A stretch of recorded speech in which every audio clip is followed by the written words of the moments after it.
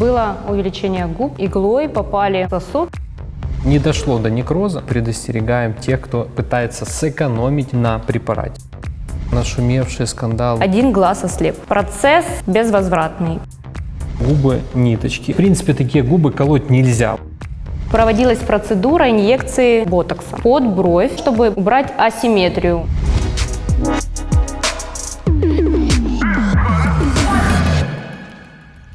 Друзья, всем привет! Новый выпуск Hit Fuck Up. Сегодня косметологический факап, и в гостях у нас косметолог Алла Молодиченко. Алла, здравствуйте. Здравствуйте.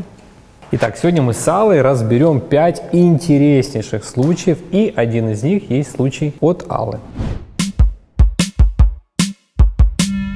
Начнем по порядку разбирать. Выбираем вот такой вот случай. Прокомментируйте, что это. Было увеличение губ, иглой попали в сосуд, соответственно, появилась гематома, которая визуализируется, плюс отек. Это временный эффект.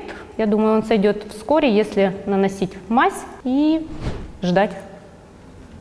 Со временем это все пройдет. Но это не осложнение большое. Ждать и молиться. Да.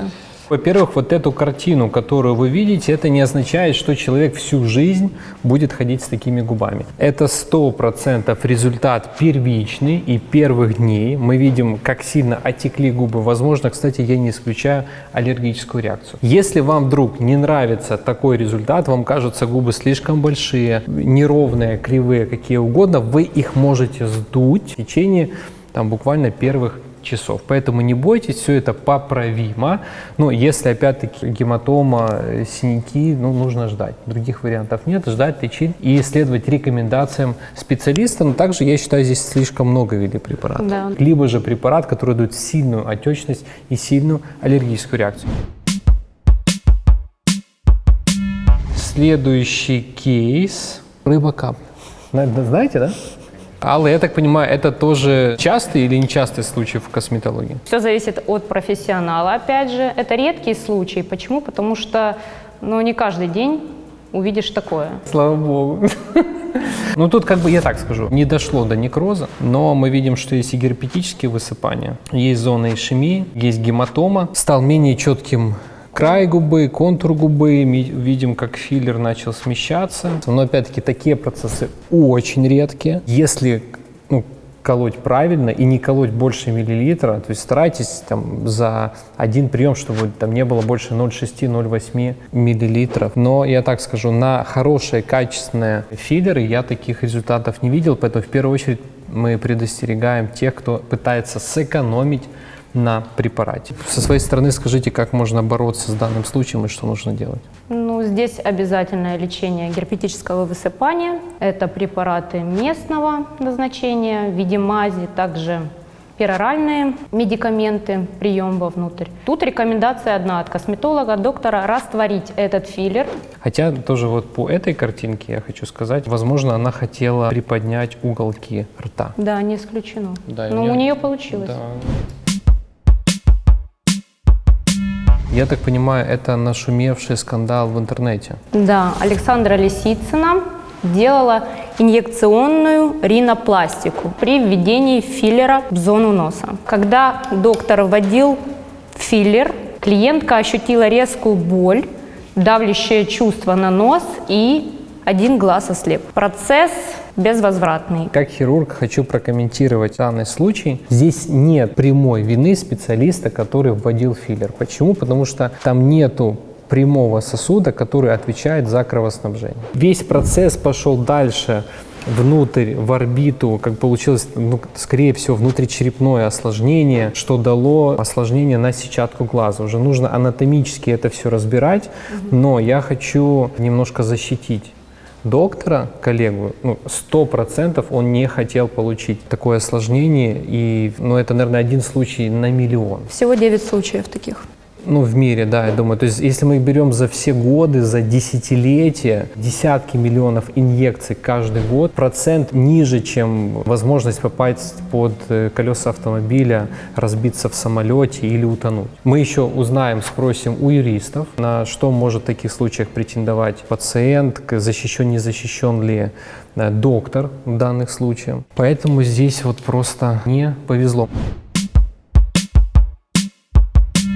Это фотографии из интернета, это результат увеличения губ. Почему так получилось? Ошибка ли это специалисты и как часто такое бывает? Ну, такое бывает редко. Единственное, когда вводят филлер очень близко к тканям наружным, он может просвечиваться. Все зависит от руки специалиста и от особенностей тканей, плюс какой филлер, какая плотность была. Вообще, в принципе, такие губы колоть нельзя. Вот запомните себе, их не колоть. Почему? Такие губы я называю губы ниточки. Это очень-очень тонкие губы. И нужно понимать, что как бы вы ни вводили филлер, какой техникой, способом, но она просто никак не растянется и не расширится. И здесь так и случилось. То есть настолько тонкая губа, что филлер просто не поместился, а ушел вниз. Да, можно было бы поменять технику, колоть там не болюсно и по всей поверхности губы или по контуру, но в данном случае при такой анатомии губы, если бы мы кололи по контуру, то филлер бы собрался вот здесь в контуре и был бы валик. Если бы доктор проколол по нижнему контуру, то вот этот вот валик, такой лизун,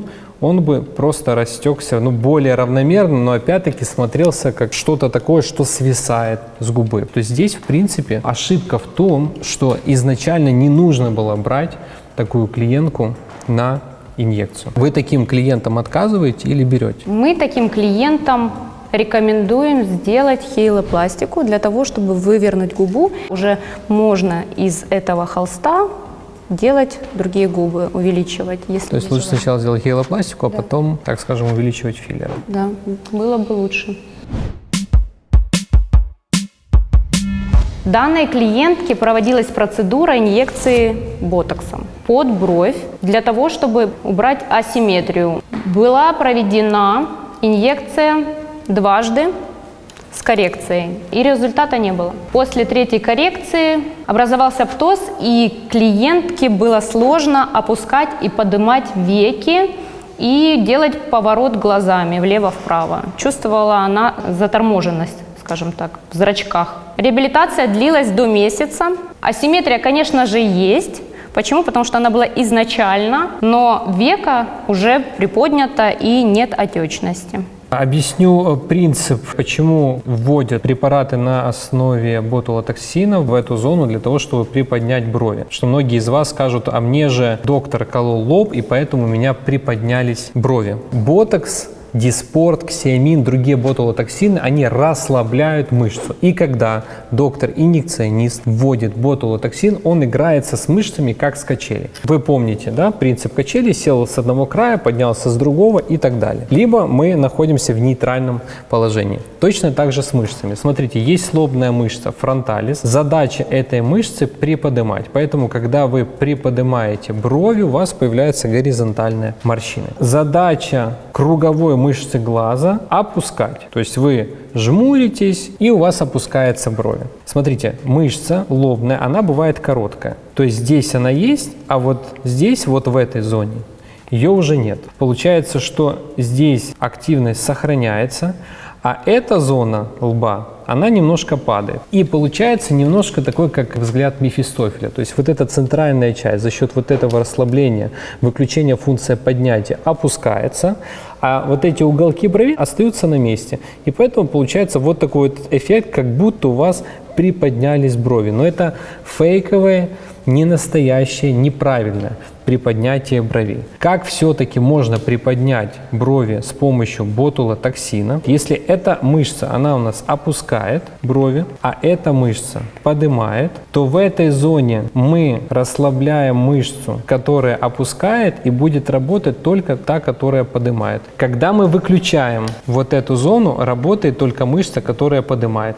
И за счет этого брови приподнимаются. Но это возможно в том случае, если вот данная мышца, вот эта мышца, она активная, она плотная и она толстая. Что произошло в данном случае, скорее всего? Мускулис фронталис оказался слишком слабым и не вытянул бровь. Бровь осталась на том же месте.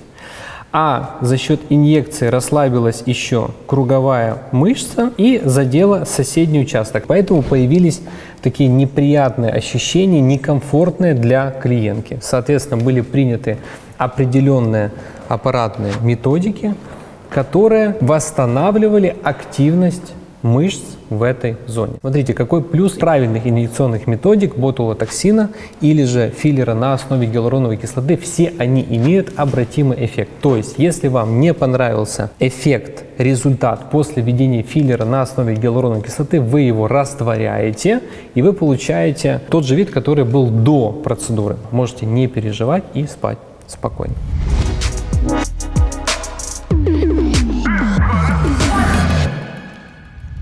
Всем спасибо. Пишите в комментариях, какие бы вы случаи еще хотели обсудить, что бы вы хотели обсудить, что бы вы хотели, чтобы вам больше рассказали о косметологических методах, аппаратных методиках, инъекциях. И мы с радостью вам все это расскажем. Аля, большое спасибо. Спасибо вам.